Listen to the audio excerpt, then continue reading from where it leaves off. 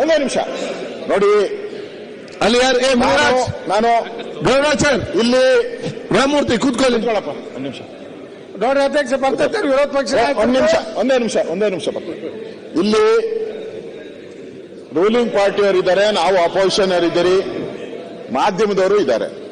ಇದು 15 ನಿಮಿಷದಿಂದ ಗಲಾಟೆ ನಡೀತಾ ಇದೆ. ಸುಮಾರು 15 ನಿಮಿಷ.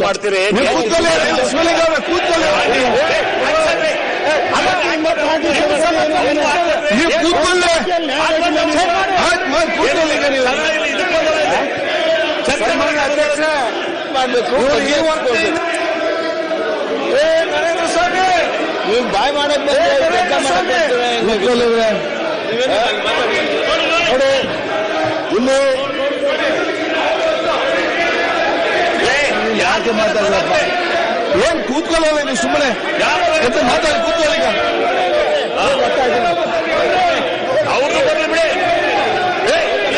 ನಿಮ್ದು ಬರ್ಲಿ ಬಿಡಿ, ನಿಮ್ದು ಬರ್ಲಿ ಬಿಡು. ಆಯ್ತಪ್ಪ, ನೀವು ಕೂತ್ಕೊಳ್ಳಿ. ಶಿವಲಿಂಗ್ ಅಶೋಕ್ ಅವ್ರೆ ಹೇಳ್ತಾರೆ ಒಂದ್ ಸೆಕೆಂಡ್ ಕೂತ್ಕೊಳ್ಳಿ ಕೇಳಿ. ಎಲ್ಲ ಕೂತ್ಕೊಳ್ಳಿ ಕೇಳಿ, ಒಂದ್ ಸೆಕೆಂಡ್ ಕೂತ್ಕೊಳ್ಳಿ. ನಿಮ್ಮದ್ದು ಹಾಕೇಳ್ರಿ, ಎಲ್ಲ ಕೂತ್ಕೊಳ್ಳಿ. ಅಪ್ಪ ಕೂತ್ಕೊಳ್ಳಿ, ಯಾಕೆ ಮಾತಾಡ್ತೀವಿ? ನೀವು ಸುಮ್ಮನೆ ಕೂತ್ಕೊಳ್ಳಿ. ಏನು ಎಪಿಸೋಡ್ ಕೂತ್ಕೊಳ್ಳಿ. ಎಲ್ಲ ಈಗ ನೋಡಿ, ಇಲ್ಲಿ ಗಂಭೀರವಾದ ಚರ್ಚೆ ಇವತ್ತು ನಿಲುವಳಿ ಸೂಚನೆ ಬಗ್ಗೆ ನಡೀತಾ ಇದೆ.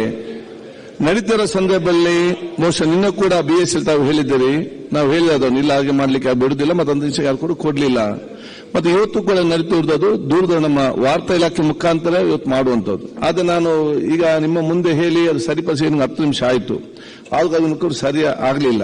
ಆದ ಕಾರಣ ಯಾಕೆ ಆಗ್ಲಿ ಅಂತ ಹೇಳಿಕೊಂಡು ಅವರ ಟೆಕ್ನಿಷಿಯನ್ ಕರೀತಾ ನೀವು ಬನ್ನಿ, ನಾನು ಸದನ 10 ನಿಮಿಷ ಮುಂದಿಡ್ತೇನೆ.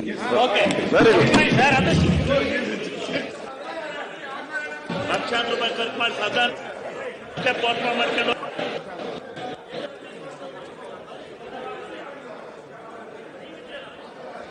ನೀವು ನೋಡ್ತಿದ್ದೀರಾ, ಇದು ನ್ಯೂಸ್ 88 ಕನ್ನಡ, ಸುದ್ದಿಯ ಜೊತೆ ಸದಾ ನಿಮ್ಮೊಂದಿಗೆ.